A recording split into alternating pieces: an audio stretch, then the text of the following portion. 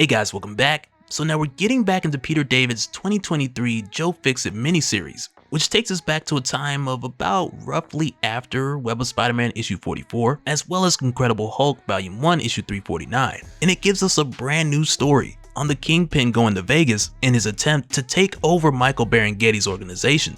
So with that said, let's jump back in. But first, if you're new to the channel, be sure to subscribe to get your spills every week. And don't forget to hit that bell up top so we can squat up in the comments for the first hour. Alright, so for this one, we jump back in just after Kingpin's humiliating defeat in issue 1 when he had attempted to put the pause on Joe Fixit. Cause for the Kingpin, he came to Vegas to make an alliance with Mr. Barenghetti, only so he could get close and take over Barenghetti's operation. But with the Kingpin getting turned down, he tried to get physical, and that's when Joe Fixit had to treat the Kingpin like a bag of ice at a Super Bowl party.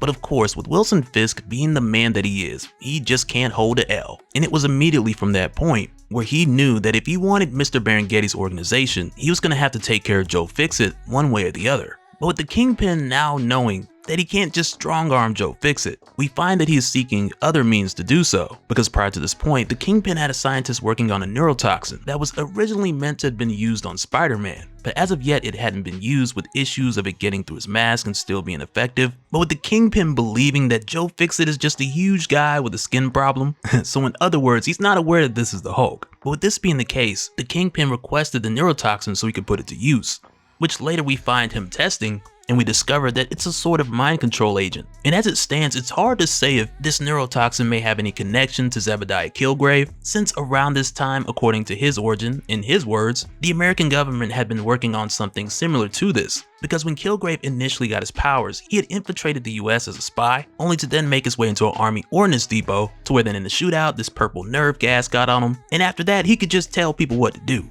And I mean, as of now, like we're told, this particular neurotoxin was made for Spider-Man. But also in my mind, I can't help but think that there's a loose connection to where this science may have originated. But nonetheless, with the Kingpin testing this out, he quickly discovers that it works. But after this, we then head over to the Coliseum Casino, where we find that Spider-Man is taking full advantage of the recent hospitality that was given by Mr. Barenghetti. And I mean, not full advantage, but he's enjoying himself. He even got himself a Los Angeles Aviators jersey with Jameson and number 62 on the back. And I'm just guessing the 62 is for 1962, since Hulk, Spider-Man, Thor, and Ant-Man made their debut that year. But for Spider-Man, with him making his way over to Joe Fixit's room, since Joe had told him to stop by before he hit the casino, but when Spider-Man opens the door, as you can imagine, Joe Fixit knows how to entertain company. And for me, with Peter opening the door and seeing all of this, all I can imagine is just some music playing in the background like, I wanna be your lawyer, or something close to it, because after all, his name is Joe, and why wouldn't Joe listen to Joe? But also, I gotta say, with all of these recent retellings that we've been getting from Peter David lately, there is a bit of ambiguity as far as the certain years that these events are taking place, because I would like to think if we're talking about Spider-Man or Hulk, who are still relatively young in 2019 or 2023, then some of these older throwback events would have had to been moved up as well, to either your mid-90s or early 2000s. So in my mind, I like to think if these events are rolled in as canon, then perhaps we could say it happened 15-20 years ago. But as it stands with the way that Peter David chooses his approach, with the number of the references, it still seems at times like these stories are somewhere in your mid to late 80s. But nonetheless, we just kinda gotta wait and see what sticks and what doesn't. But with Peter getting here, mind you, he's still on the phone with MJ. But he gets off the phone and he tells Joe that he doesn't really get down like this. And in response, Joe lets him know that if Spider-Man doesn't like girls, then they can accommodate for whichever way he swings. No pun intended. But nonetheless, Peter declines the offer, he changes clothes, and he makes his way down to the casino. But with Peter switching into his civilian clothes, making his way downstairs and going outside, he ends up catching the arrival of Wilson Fisk. And you gotta imagine for Peter, it's very awkward seeing the Kingpin come back after the way he was roughhoused by Joe Fixit. So for Peter, the suspicion is already there. But when the Kingpin pulls up and he steps out of the limo, Peter points out that he has a cut on his face, which for us, like, we know how he got it. But when he wipes it off and says thank you, to where then Peter's like, no problem, the Kingpin then recognizes that voice. And I mean, right off the bat, he's not certain that this is Spider-Man, but it's more or less like he knows that voice from somewhere. So for that reason, Fisk does the whole, do you know me, do I know you? And Peter's like, you don't know me, but of course I know you, you're the Kingpin, I see you on TV, or on the news. But then when Kingpin asks, are you afraid of me? And Peter says no, they're in public. What is he gonna do? And then the Kingpin goes for this big tough guy fake punch, and of course Peter doesn't flinch because it triggers no spider sense whatsoever. But then the Kingpin just tells Peter that he's brave and he reminds him of his son, who tried to kill him and destroy his operations. And as he walks off, he gives Peter a $100 bill and he tells him to enjoy himself. But yet again, with Peter being the noble hero that he is, he just crumples it up, drops that hundo, and he follows Wilson Fisk inside.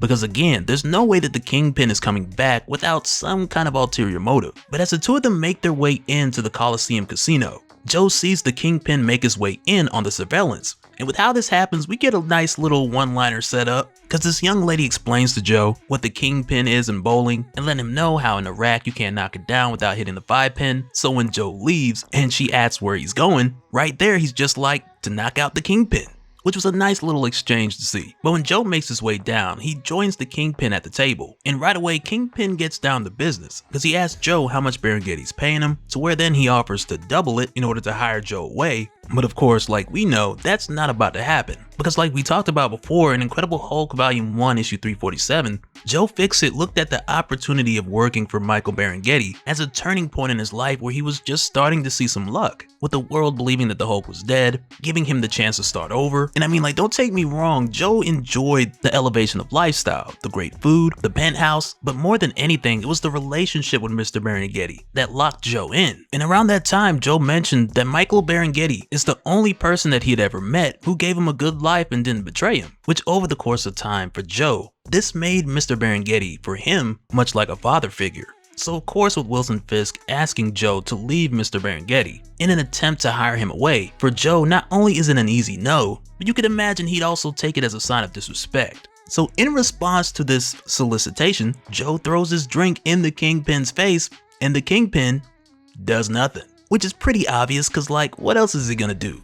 Get his lick back? Clearly not, cause he knows good and well where that would go. But instead, with the Kingpin seeing that buying off Joe Fixit is not gonna work, he then resorts to plan B. And it's kind of funny cause Joe's like, what's plan B? What you gonna do? Like, he knows this man ain't trying to get a second baptism. But instead, it's here where we see the Kingpin put to use his neurotoxin on Joe. And as soon as he does, he instructs Joe to tear this casino apart and then kill Michael Berenghetti. And it's from there where Joe just loses it. He's smashing tables, punching tables, he's tearing the place apart just as instructed. And nearby, Peter sees all of this because he's been keeping a close eye on the Kingpin ever since he got here. And he knows that Fisk did something to Joe to make him spaz out like this. So Peter quickly heads to the men's room, he suits up, and he leaps right back out, only to then run into Wilson Fisk, who just happened to be standing right outside the bathroom door. But in this super awkward situation, Peter's forced to make this really quick. Because as it stands, like right now, he doesn't have the time to do the whole two-step with Kingpin. So for that reason, he gives Fisk one good hit,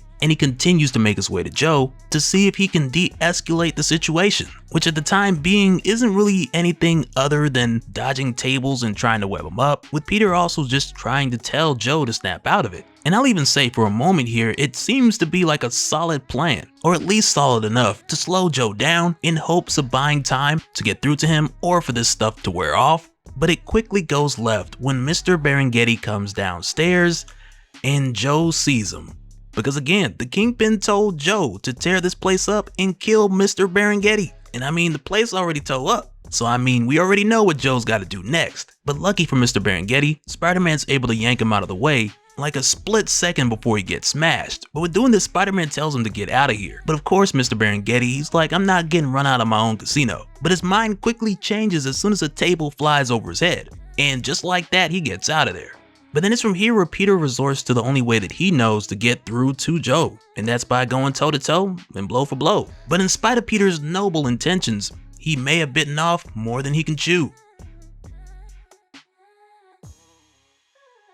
And so now real quick, I want to give a special shout out to all the patrons. Thank you guys for all of your support. And for anyone who's new here who wants more information on how to support the channel, I got a link below where you can go to patreon.com/Dopespill. But that'll do it for this one, guys. Let me know your thoughts down in the comments below, and we'll do it again on the next one. Alright, later.